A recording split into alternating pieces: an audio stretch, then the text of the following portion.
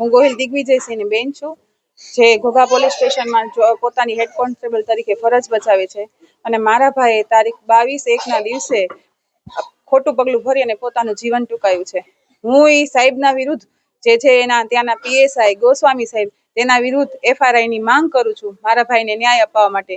અને હા, ઉપલા અધિકારીઓ સાહેબને બચાવવા માટે કોઈ પણ તપાસ વગર ખોટા નિવેદન જાહેર કરે છે, ઇન્ટરવ્યૂ આપે છે અને મારા ભાઈને માનસિક પ્રોબ્લેમ હતી એવું સાબિત કરવા માંગે છે, જે નહોતી એના પ્રૂફ છે મારી પાસે. એટલે જો કોઈ આ વસ્તુની વિરોધમાં કાર્યવાહી નહીં કરે, મારા ભાઈના સુસાઇડ જ નથી, આ મારા ભાઈનું મર્ડર છે, મર્ડર. મારા ભાઈને એટલો માનસિક ત્રાસ આપી દેવામાં આવ્યો છે કે એના પોતાના હાથે પોતાનો જીવ લીધો છે. તો આ એને મારા ભાઈએ જીવ દીધો એ એના સાહેબના ત્રાસના કારણે છે. અને હું એટલી જ માંગ કરું છું, મારો એક ભાઈ ગયો, હું 1000 ભાઈઓ છો મારા સામે. હું બધાને એટલી પ્રાર્થના કરું છું કે મારા ભાઈને ન્યાય અપાવવામાં મને મદદ કરો. અને મારો એક ભાઈ ગયો, હવે મારો કોઈ બીજો ભાઈ ન જાય, કોઈની ભાભી અને એના છોકરા હોશિયારા ન થાય. મારા પપ્પા રિટાયર્ડ પોલીસ કર્મી છે, મારા ઘરમાં હવે કોઈ કમાવા વાળું નથી. આ લોકોનો કોણ આધાર છે? આ મારા છોકરાઓ કેમ મોટા થશે?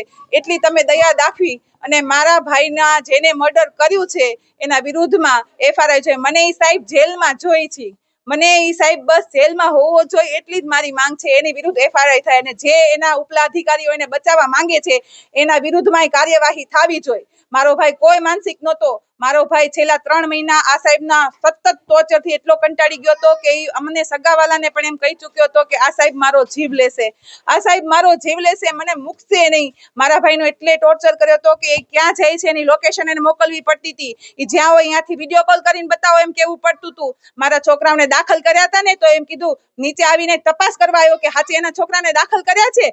પોલીસ સ્ટેશનમાં ત્યાંથી છે કે એને ધક્કો ખાધો ભાવનગર હોસ્પિટલમાં, બાળકોની હોસ્પિટલમાં. નીચે આવી અને ફોન કર્યો કે નીચે આવો છો તમે હોસ્પિટલમાં હોય ને. અને મારો ભાઈ કઈ ખોટો નહોતો, મારો ભાઈ સાચો હતો અને એને સત્ય પસંદ નહોતું. એટલે મારા ભાઈ, અને આ પહેલો કેસ નથી, એની તપાસ કરાવો. એને કેટલાય દરબારની તો 1 નંબરનો વિરોધી છે આ સાહેબ મારા ભાઈને. અને આની પહેલા એક એના ભેગા હતા હિતુભા કરીને, એની તો એને રાત બદલી કરી નાખી.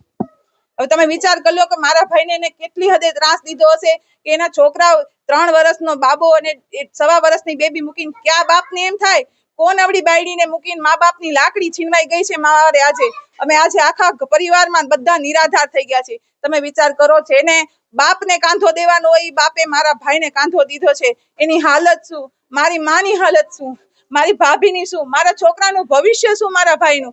એટલે મારી એટલી પ્રાર્થના છે, મને કોઈ સરકારી સહાય ન આપો તો નથી જોતી. તમ તારી મોટા થઈ જશે, એને હવે ભગવાન એને મદદ કરશે.